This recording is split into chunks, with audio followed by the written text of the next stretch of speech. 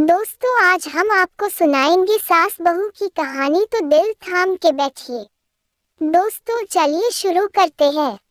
हाल ही में नैना का विवाह हुआ था और उसने अपने पति और ससुराल वालों के साथ एक जॉइंट फैमिली में रहना शुरू कर दिया था। कुछ दिनों के बाद उसे पता चला कि वह अपनी सास के साथ नहीं रह सकती।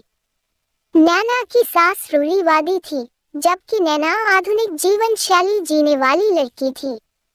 जल्द ही उनके बीच झगड़ने होने लगे। कई महीनों के बीत जाने के बाद भी दोनों में से कोई भी अपना व्यवहार बदल नहीं पाया। समय के साथ साथ नैना और ज्यादा आक्रामक हो गई और उसे अपनी सास से नफरत होना शुरू हो गया। वह सोचने लगे कि कैसे अपनी सास से छुटकारा पाया जाए। एक बार हमेशा की तरह जब उसने अपनी सास से झगड़ा किया और उसके पति ने अपनी मां का साइड लिया, तब नैना गुस्सा हो गई और अपने मायके चली गई। नैना के पिता एक केमिस्ट थे। उसने अपने पिता को पूरी बात बताई। उसने अपने पिता से कहा कि उसे कुछ जहर दे ताकि वह अपनी सास के खाने में मिलाकर उससे छुटकारा पा सके, नहीं तो वह अपने पति के घर वापस नहीं जाएगी। नैना के पिता को यह सब जानकर काफी डर हुआ और उन्होंने अपनी बेटी से कहा, अगर तुम अपनी सास को जहर देती हो तो तुम और मैं दोनों जेल जाएंगे। ऐसा करना ठीक नहीं है, लेकिन नैना सुनने और समझने की हालत में नहीं थी। आखिरकार उसके पिता ने कहा, ठीक है, जैसा तुम चाहती हो वैसा ही होगा, लेकिन मैं तुम्हें जेल में नहीं देखना चाहता। उसके पिता अंदर से पाउडर लाए और कहा, हर दिन जब तुम दोपहर का भोजन या रात का भोजन करते हो तो अपनी सास के खाने में इसे मिला देना। इससे धीरे धीरे कुछ महीनों में वो मर जाएगी और लोग सोचेंगे कि वह प्राकृतिक रूप से मरी है। उन्होंने यह भी कहा, क्योंकि किसी को भी तुम पर शक नहीं होना चाहिए, इसलिए आज से तुम अपनी सास के साथ नहीं लड़ोगी बल्कि तुम उनकी देखभाल करोगी, भले ही वो कुछ भी कहे। तुम गुस्से से बात नहीं करोगी और हमेशा शांत रहोगी। उद्धरण चिन्ह।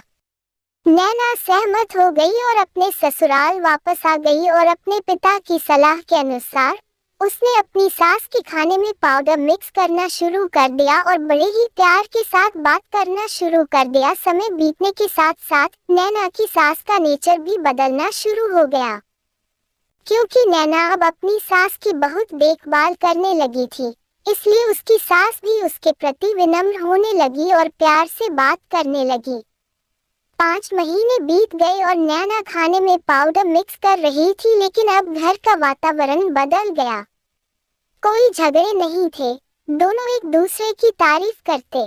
अब ऐसा लगता था मानो दोनों का रिश्ता माँ और बेटी का रिश्ता हो। अब नैना को चिंता होने लगी कि पाउडर की वजह से उसकी सास जल्द ही मर सकती है।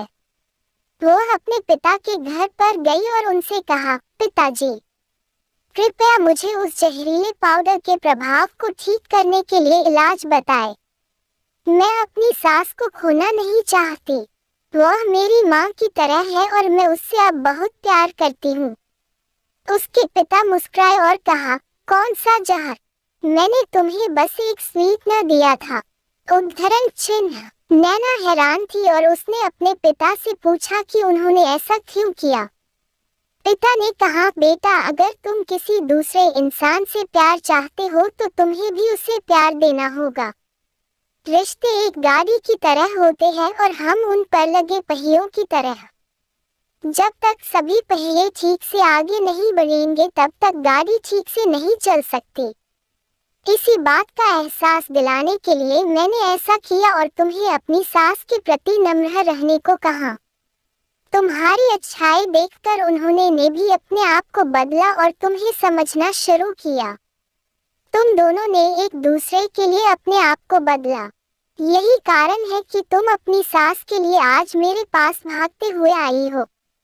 दोस्तों, इस कहानी से हमें यह शिक्षा मिलती है कि हर इंसान अपनी परिस्थितियों का शिकार होता है। यह अक्सर कई मतभेदों को जन्म दे सकता है, हालांकि हमें एक दूसरे को समझने की कोशिश करनी चाहिए और एक दूसरे के साथ एक स्वस्थ संबंध बनाने के लिए थोड़ा अपने आप को भी बदलना चाहिए। और जब इस तरह के मतभेद रिश्तों के बीच उठते हैं तो उनके प्रियजनों का कर्तव्य है कि वे उन्हें शांत रखें और सही रास्ते की ओर मार्गदर्शन करें। ये भी पड़े पति पत्नी के झगड़ों से निपटने की कहानी। दोस्तों, अगर आपको हमारी कहानियाँ पसंद आ रही है और आप रोज ऐसी ही नई नई कहानियाँ सुनना चाहती हैं तो हमारे चैनल को सब्सक्राइब करके बेल आइकन घंटी को दबाना ना भूलें, जिससे हमारी अच्छी वीडियो सबसे पहले आपको मिलेंगी। धन्यवाद।